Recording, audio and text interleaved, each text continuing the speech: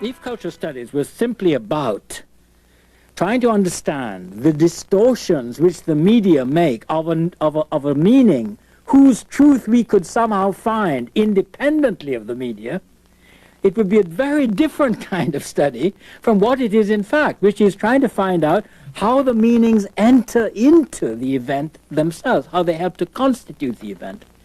And this, what we're talking about is really why in cultural and media studies of this kind, at any rate, the notion of culture becomes a primary force. It's not a secondary element, but it's a primary element. Culture is a way in which we make sense of or give meaning to things of one sort or another. It's true, of course, that we all don't make sense of things in the same way, and therefore that each of us has a little kind of conceptual world of our own, or rather we have our own sort of take on the conceptual world.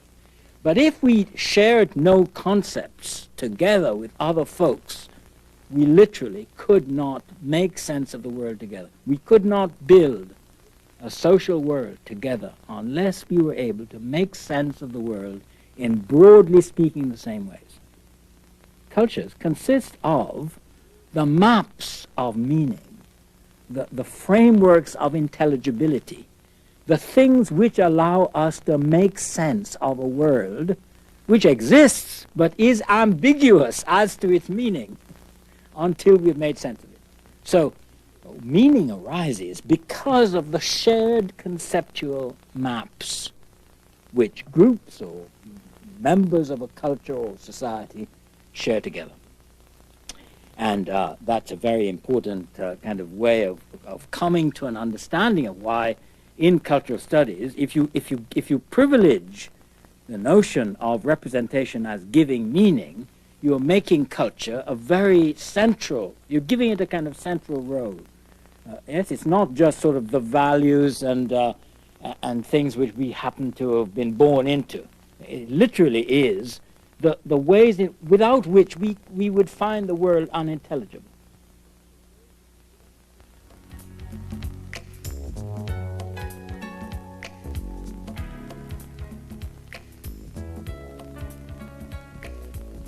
Okay, what then is sort of the basis of a culture, consequently of cultural studies, is to try to begin with what are the shared conceptual maps. That's to put it another way, to give you another way into this notion.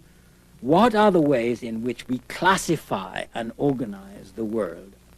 Because classification is not the only, but one of the principal ways in which we go about giving meaning to things. Until we know roughly what class of things it is, roughly what it belongs with, and roughly what it's different from. Chairs are like, chairs are like stools because you sit on them.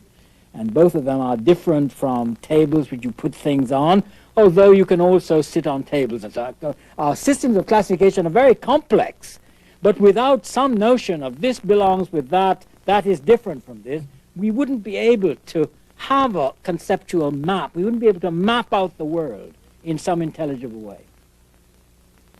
Now, where do we get that from? Well, the one thing you can be certain is that though the capacity to use concepts and to classify concepts in this way is a biological or genetic phenomenon, it's a feature of how we are constituted as human beings, the particular classifications that we use to classify out the world meaningfully is not printed in anybody's genes.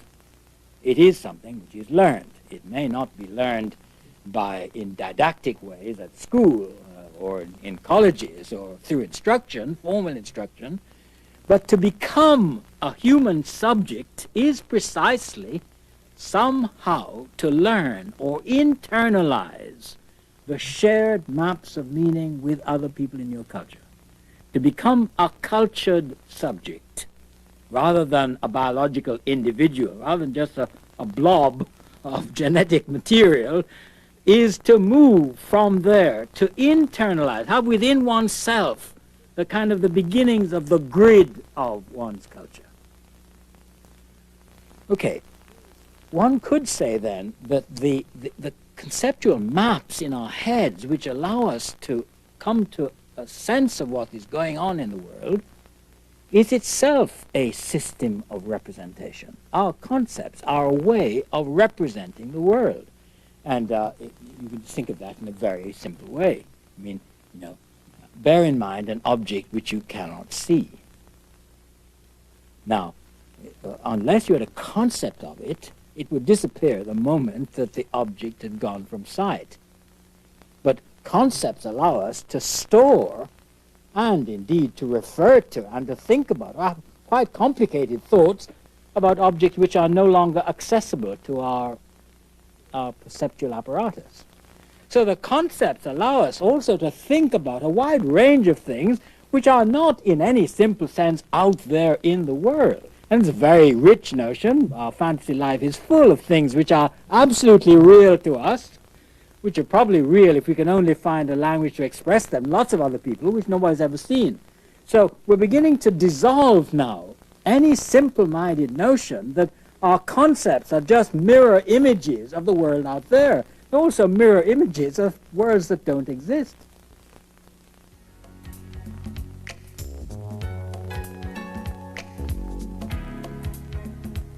I want to take an example in which some of the ways in which people in cultural studies and media studies have tried to explore this process of making or the production of meaning, how they've tried to get into what we call the practices that produce meaning.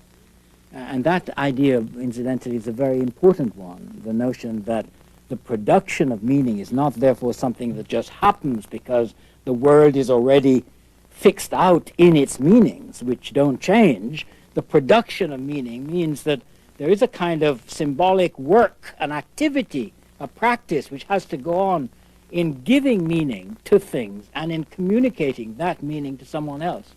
And it is that practice of the production of meaning, the practice of what are called signifying practices, practices that are involved in the production of meaning, that media studies is concentrated on. It's concentrated on the effects and the products of signifying practices, practices that are carrying meaning and that in our world happen to be widely circulated by the media being one of the most powerful and extensive systems for the circulation of meaning, although one ought to always remind oneself, especially in media studies, that the media are by no means the only means by which meaning is circulated in our society.